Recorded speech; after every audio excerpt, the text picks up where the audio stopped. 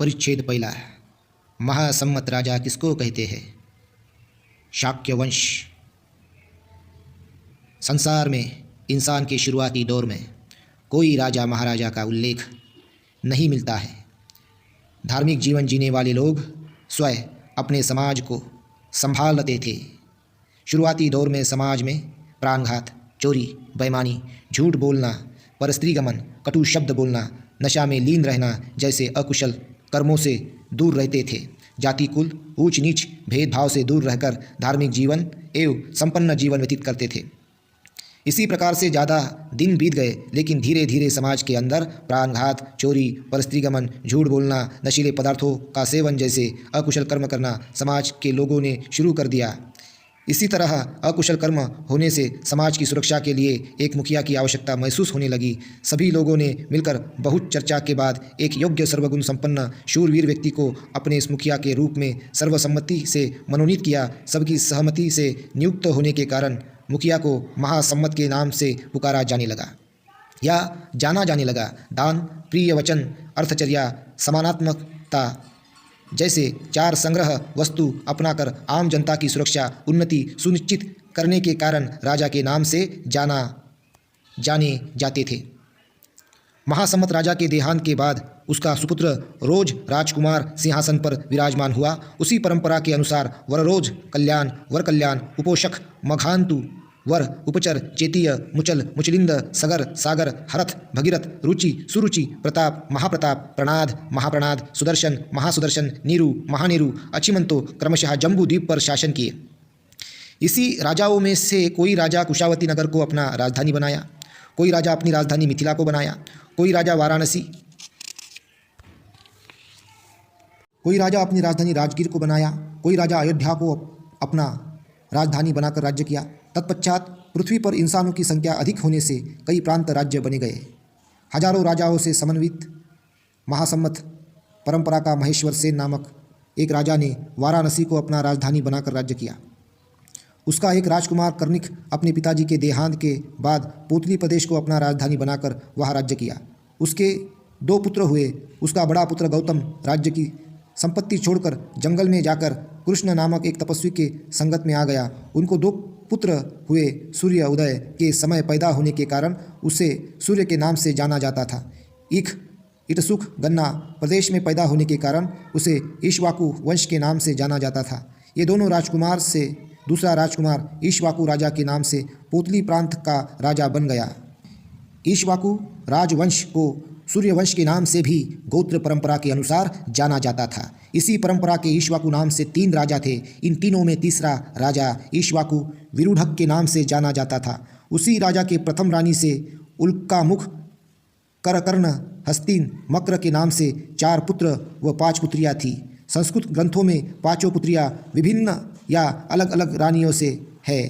पाली अट्टकथा में 5 पुत्रियां महारानी की ही है का उल्लेख मिलता है, लेकिन संस्कृत ग्रंथ का उल्लेख तर्कसंगत है।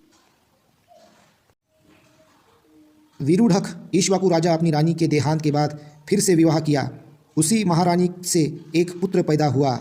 उसका नाम जंतु कुमार रखा। बालक राजकुमार बहुत सुंदर था। उसे देखकर राजा बहुत प्रसन्न हुआ और रानी से बोला कि आप जो भी मांगिए मैं आपको देने के लिए तैयार हूँ। रानी बोली कि मैं समय आने पर मांग लूँगी। यह कहकर बात को टाल दिया। जंतु कुमार जब जवान हुआ तब रानी ने राजा के पास जाकर उनके द्वारा दिए गए वचन को याद दिलाया। तो राजा ने पूछा कि बताओ तुम्हें क्या चाहिए। तब रानी बोली कि अब हमारा राजकुमार जवान हो गया है, उसे आप राजगद्दी सौंप दीजिए। राजा ने पहले से ही वादा किया था, इसीलिए राजा ने अपने वचन से मुकरा नहीं, लेकिन विचार किया कि यदि जंतु कुमार को राजगद्दी सौंप दिया तो बाकी 4 राजकुमारों का क्या होगा। बाद में चारों राजकुमार को गुपचुप तरीके से अपने पास बुलाकर कहीं दूर जाकर रहने को कहा। चारों राजकुमार राज्य छोड़कर जाने को तैयार हो गए। उन सभी राजकुमारों के 5 बहनें भी बोली कि जिस जगह हमारे भाई लोग जाएंगे उन्हीं लोगों के साथ हम सभी बहनें भी जाएंगी। और सभी उस राज्य से एक साथ निकल गए। अपने राजकुमार व राजकुमारी को नगर छोड़कर जाने की बात सुनकर नगरवासी भी नगर छोड़कर अपने सामान के साथ राजकुमारों के साथ चल दिए। राजकुमार लोग सोचे कि यदि हम लोग किसी दूसरे राज्य में जाएंगे तो वहाँ पर हमारे पिताजी का अपमान होगा। इसीलिए वे लोग हिमालय की तरफ चले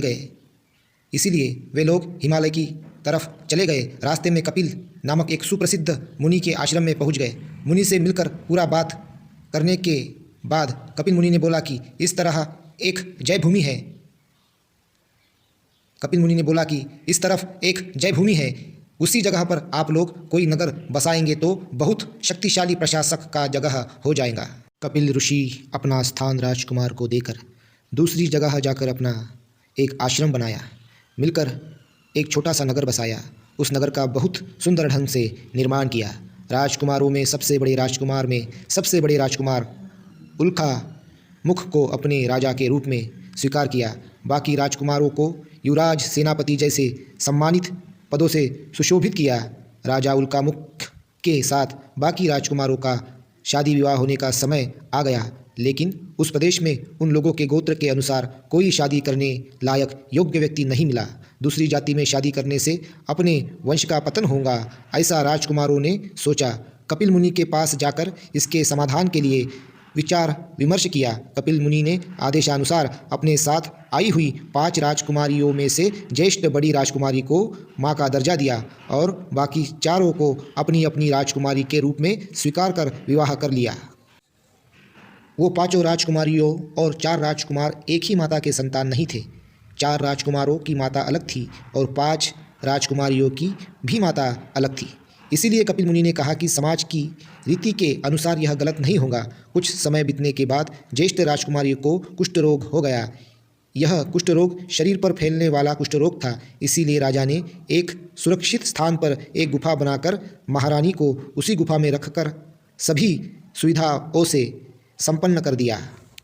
एक दिन रात को एक बाघ आया और उसे मनुष्य का गंध लगने से उसने गुफा के पास आकर दरवाजे को खटखटाया तो रानी ने घबराकर जोर जोर से चिल्लाना शुरू कर दिया, जिससे बाघ घबराकर भाग गया। उसी समय काल में ही वाराणसी का राजा राम को भी बहुत भयानक कुष्ठ रोग हो गया था। राम राजा ने भी अपना राज्य अपने पुत्र को देकर वह भी हिमालय की तरफ चले गए। हिमालय पर जाने के बाद उसको एक बहुत बड़ा पेड़ मिला। जहाँ वह रहने लगे और जंगल के फल फूल खाने लगे। इस कारण उसका कुष्ठ रोग ठीक हो गया। जिस समय महारानी बाघ से घबराकर चिल्लाई, वह आवाज़ राम राजा को सुनाई दिया। तब उसने सोचा कि जाकर देखते हैं कि मामला क्या है।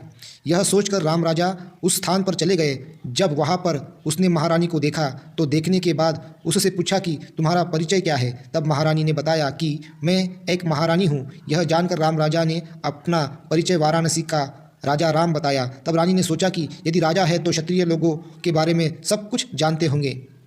इसीलिए महारानी के अंदर जो शंका थी वह दूर हो गई। फिर राम राजा जो कुछ खाते थे उसे महारानी को भी खाने के लिए दिया, जिससे महारानी का भी कुष्ठ रोग ठीक होने लगा।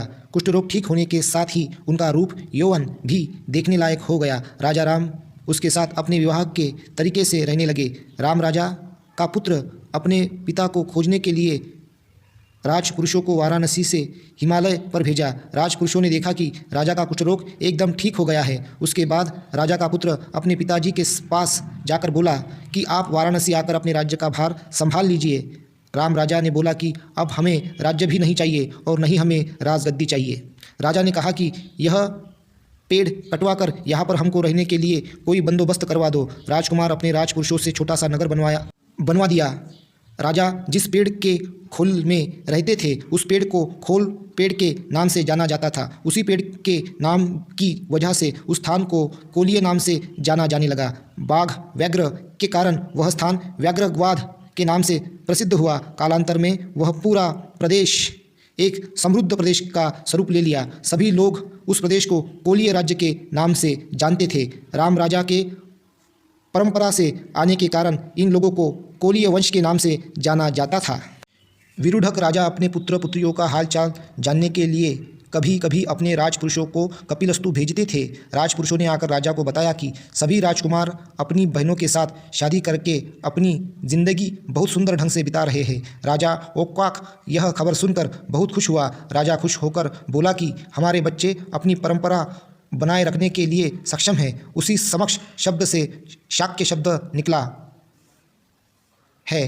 कपिलवस्तु राजा ओकाक शाक्य वंश परंपरा के राजा लोगों के नाम से जाना जाने लगे।